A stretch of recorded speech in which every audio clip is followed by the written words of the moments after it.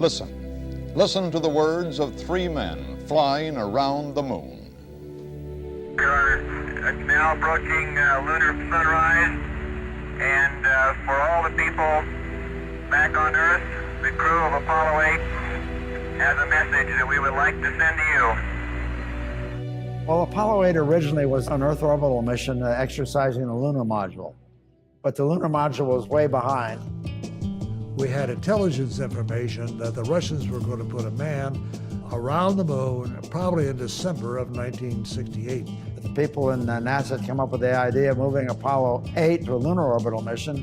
Why don't we send the command service module of Apollo 8 to orbit the moon, and we can learn a lot about the communication system, the navigation system, how the moon's gravity would affect the orbiting spacecraft, look for suitable landing spots. So we had to condense into 4 months what usually took a year to 18 months of training. Everybody was motivated. Everybody was dedicated. And the basic idea was to beat the Russians to the moon.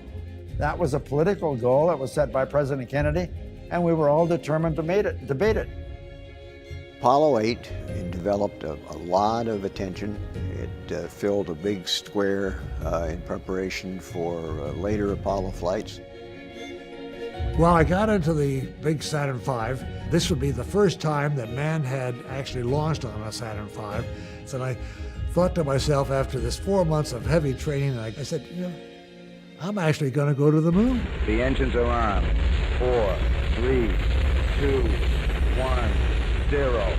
Well, the Saturn V still is the most powerful machine ever made, and for 17 missions it flew perfectly.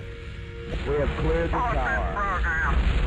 We had orbited the Earth, first of all, to check our spacecraft out. Then, when everything was fine and the spacecraft looked fine to go to the moon, we lit the third stage for a second time. Trajectory and guidance are go, over. We could actually coast all the way to the moon. And after a while, you could look back and see the Earth getting smaller and smaller.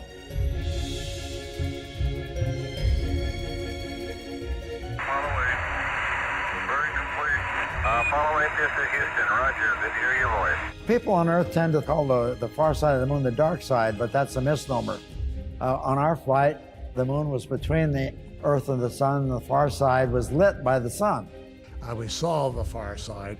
You know, we were like three school kids looking into a candy store window, I guess, just staring at the unnamed craters as they slowly passed us by. We were busy shooting pictures of the lunar surface for lunar landing sites for upcoming lunar landings. And then suddenly I looked out the window and here was this gorgeous orb coming up, and I thought, holy moly. And there over the lunar landscape was the Earth. The Earth was beautiful. It was the only thing in the whole universe that had any color. I had fought to have a long lens and color film. I didn't have a light meter, just banged off a dozen or so pictures, changing the f-stop each click. I put my thumb up to the window of the spacecraft, and I could completely hide the Earth behind my thumb. The Earth is a mere speck in the Milky Way galaxy. Look what we have here. Water and an atmosphere. We're orbiting a star just at the proper distance to absorb that star's energy. God has given mankind a stage upon which to perform. How the play turns out is up to us. For all the people back on Earth, the crew of Apollo 8 has a message that we would like to send to you. In the beginning, God created the heaven and the earth.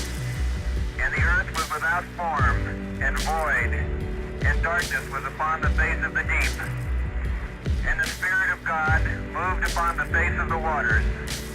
And God said, "Let there be light." And there was light.